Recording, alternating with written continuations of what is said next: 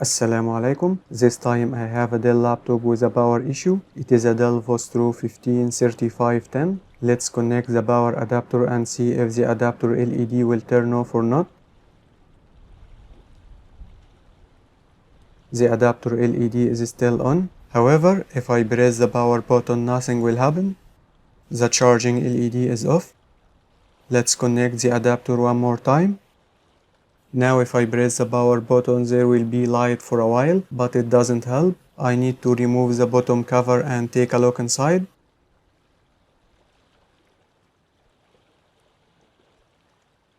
Before touching anything, I have to disconnect the battery. Let's see if there is a short circuit on the DCN or not.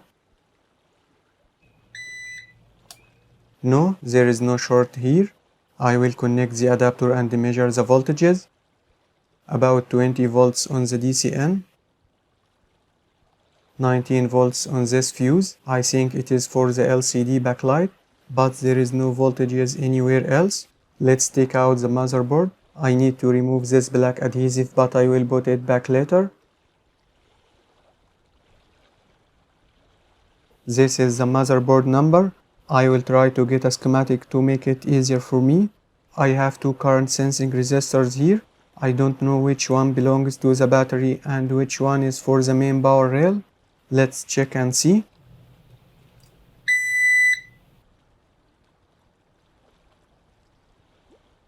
There is no short on both resistors. Good. I will connect the adapter to measure the voltages. 19 volts on this resistor, so it is for the main power rail. Around 3 volts on this resistor. I think it is for the battery. Yes.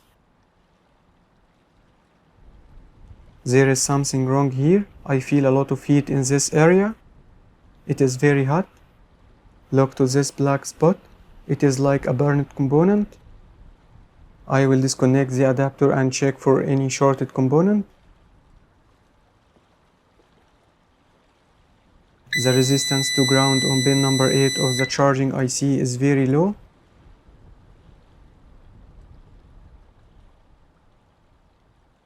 Even pin number 18 is shorted to ground.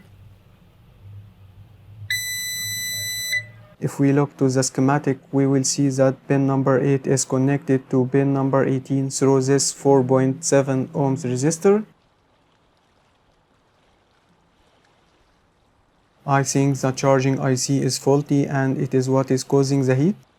However, I can confirm that by adding some isopropyl alcohol and connect the adapter.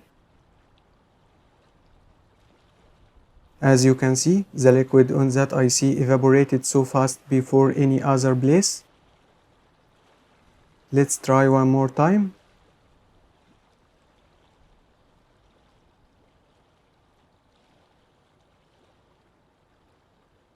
I will desolder that IC, and if it is faulty, I will replace it with another identical one.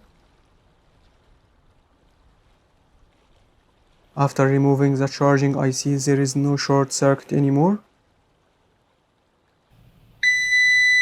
And you can see that the IC itself is shorted, so I have to replace it with a new one. Also, I found a short circuit on the first DCN MOSFET. I have to remove it.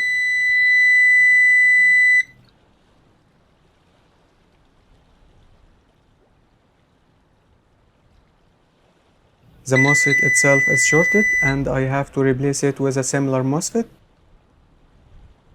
According to the numbers and the schematic too, it is an N-channel MOSFET. I have replaced these two capacitors because they looked bad. Here are the old capacitors. I will solder this working N-channel MOSFET here instead of this faulty MOSFET. And this is the faulty charging IC.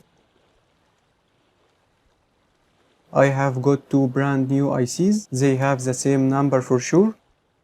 Let's solder the MOSFET first. Then we'll solder the new charging IC.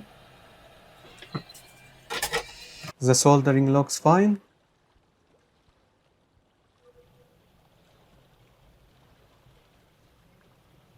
There is no short to ground on any pin of that IC.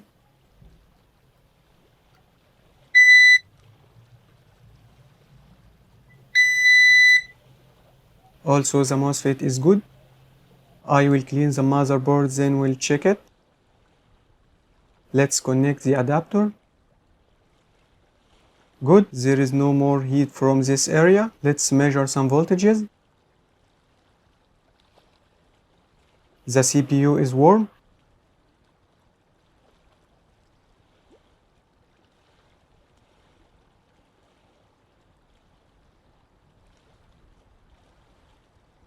And there is no missing voltage. So I think we are fine. I don't know if you can see this, but there is a blinking code on the charging LED. Let's zoom in and count them.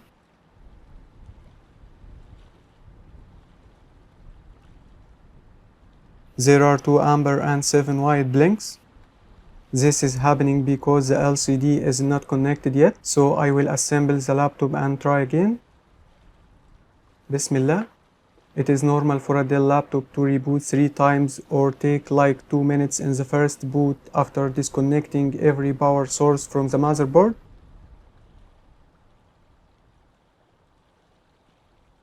Alhamdulillah, it is working fine.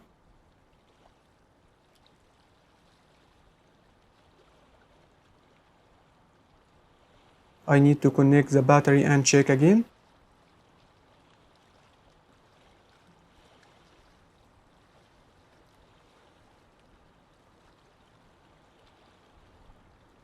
As you can see, it is detecting the 65 watt adapter and the battery is charging, but it is 0% and I have to leave it for a while in order to charge. I hope you learned something useful from this video and we'll see you soon inshallah in another one. Assalamu alaikum.